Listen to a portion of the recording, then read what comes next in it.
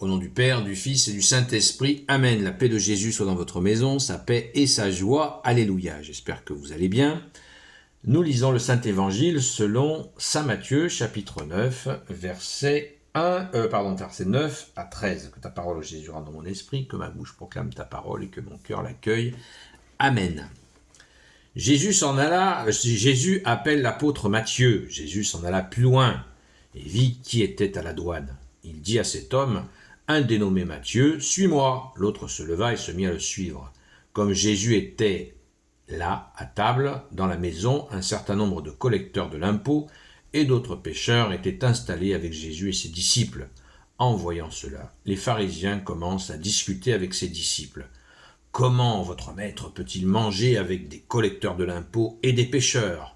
Mais Jésus l'entend et leur dit, « Ce ne sont pas les bien portants qui ont besoin d'un médecin, mais les malades. Allez donc apprendre ce que veut dire cette parole.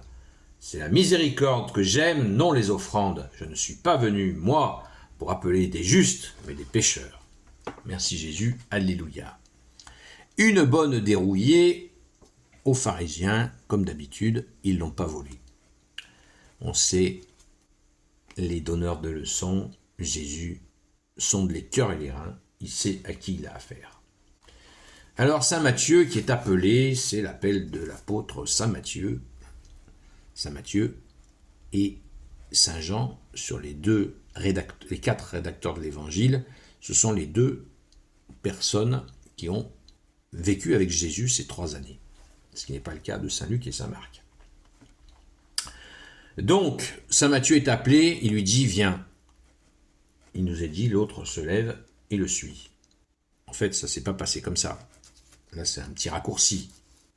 Jésus n'a pas appelé comme ça du jour au lendemain, à l'instant, saint Matthieu qui l'a suivi.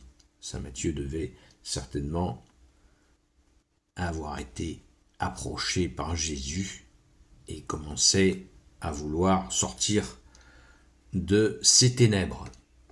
Saint Matthieu, c'est un collecteur d'impôts, c'est un collabo. Il collabore, c'est l'impôt collecté pour les Romains, l'occupant. C'est un collabo. Vous imaginez comme les gens l'aimaient. S'ils n'étaient pas zigouillés, c'est juste parce que les Romains le protégeaient. Et que ceux qu'ils zigouillaient, les Romains allaient s'occuper d'eux. Donc, patouche minouche.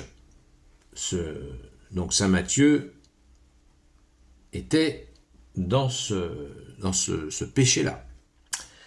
Mais il en est sorti grandement par ta grâce, ô Jésus, c'est beau, c'est beau. Alors les pharisiens qui gueulent parce que Jésus va donc s'adresser à un pécheur, collecteur d'impôts par-dessus le marché, là c'est le pompon, hein.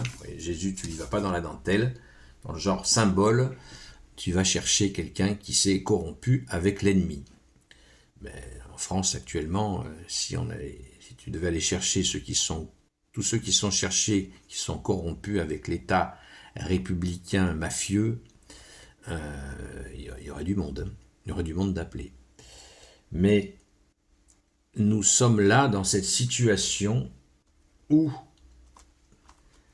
les pharisiens vont oser accuser Jésus. Vous voyez, ce sont pourtant des gens très religieux, ils pourraient appliquer ce qu'ils étudient, ce qu'ils sont censés porter, et au lieu de ça, ils se comportent comme vous savez, quand on jette un bout de viande à des chiens affamés, c'est leur comportement.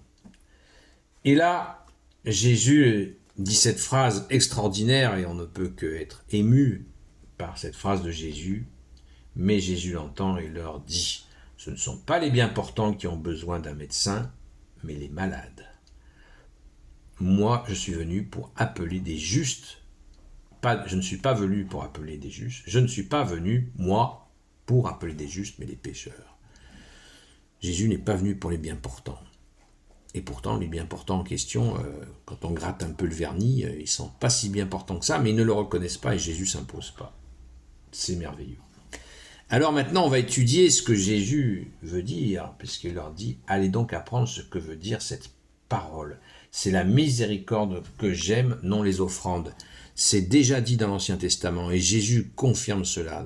C'est très fort. Très très fort. Jésus préfère que nous soyons miséricordieux plutôt que nous fassions des offrandes. Prenons un exemple. Je décide de faire une prière, je vais à l'église, je vais prier. Et en chemin, je rencontre quelqu'un qui me dit, comme ça, il me saute dessus, gentiment bien sûr, et il dit « j'ai faim ». Et qu'est-ce que tu fais? Tu te dis « bah non, moi j'ai décidé d'aller prier le bon Dieu, j'ai décidé d'aller prier Jésus, c'est la priorité, je vais prier. Oui, non, je suis désolé, j'ai pas le temps. » Que nenni, c'est pas ce que Jésus attend de nous. Si cette personne a authentiquement faim, eh bien, au lieu d'aller prier, je vais aller lui chercher à manger, je vais passer un petit moment avec lui pour parler, pour savoir pourquoi il est dans cette situation. Éventuellement, je peux lui demander son prénom, lui dire qu'il peut se tourner dans sa détresse vers Jésus, que je vais prier pour lui, mais la priorité, c'est de lui acheter à manger et à boire, surtout en ce moment. Voilà la signification de « c'est la miséricorde que j'aime, non les offrandes ». La prière était une offrande. Je vais prier tranquille, c'est bien d'aller prier tranquille à l'église. Oh que j'aime ça, merci Jésus. Dans la nature aussi, c'est merveilleux. Prier le chapelet à l'église, dans la nature, c'est beau. Je vous invite vraiment à le faire. Mais là, Jésus veut la miséricorde. De la même manière, pareil, j'ai décidé d'aller voir une personne que j'apprécie. J'ai rendez-vous et en chemin, je rencontre quelqu'un avec qui j'ai eu des tensions. Dispute. La personne me dit, je peux te parler? Qu'est-ce qu'on dit? Non, non, je suis pressé, j'ai rendez-vous. En plus, on sait qu'il y a eu déjà des tensions. Non, parce que j'ai quelque chose à te dire. Ben vas-y, je t'écoute. Ouais, je voulais dire l'autre fois, on s'est disputé, et je le regrette, ça me gêne. Je suis gêné de ça. J'aimerais on oublie ça. Non, non, non, je suis pressé, laisse-moi tranquille. Pas du tout. La miséricorde, ce qui plaît à Jésus, oui, c'est vrai, moi aussi j'ai trouvé ça. J'ai regretté cette dispute aussi, c'est bien, n'en parlons plus. Waouh, ça pétille dans le ciel. Merci Jésus. La miséricorde. On a l'occasion comme ça d'être miséricordieux, alors qu'on sait bien qu'il n'y a que Jésus qui est le miséricordieux, l'unique miséricordieux. Merci Jésus. Donc, rendons grâce, vous voyez, en une séquence, en quelques versets, vous voyez tout ce qu'on pourrait dire. On pourrait discuter de tout ça pendant des heures. C'est extraordinaire. Merci Jésus. C'est beau. L'appel de saint Matthieu qui est un pécheur et que Jésus ne regarde pas comme pécheur, mais quelqu'un qui va s'en sortir. Et bien c'est comme ça que Jésus nous regarde. Alors rendons grâce. Merci Jésus, tu es le roi de gloire, le Dieu de nos vies. Amen.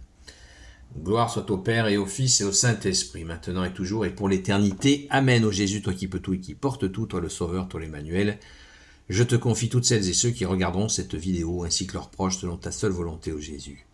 Sainte Marie, Reine des cieux, toi l'Immaculée Conception, toi notre Mère, Notre-Dame, Saint Joseph, toi la terreur des démons, Sainte Marie-Madeleine, notre chère Sainte Patronne, et vous tous les saints et saintes, amis de Jésus, Saint Michel Archange, Saint Gabriel Archange, Saint Raphaël Archange, et vous tous les anges qui te servent, ô Jésus. Je vous confie toutes celles et ceux qui regarderont cette vidéo, ainsi que leurs proches, selon ta seule volonté, ô Jésus. La paix de Jésus soit dans votre maison. Je vous dis à ce soir, à la grâce de Jésus. Et pensons à la miséricorde. Prions, prions. Beaucoup de gens souffrent de ce feu qui vient du ciel. À très vite.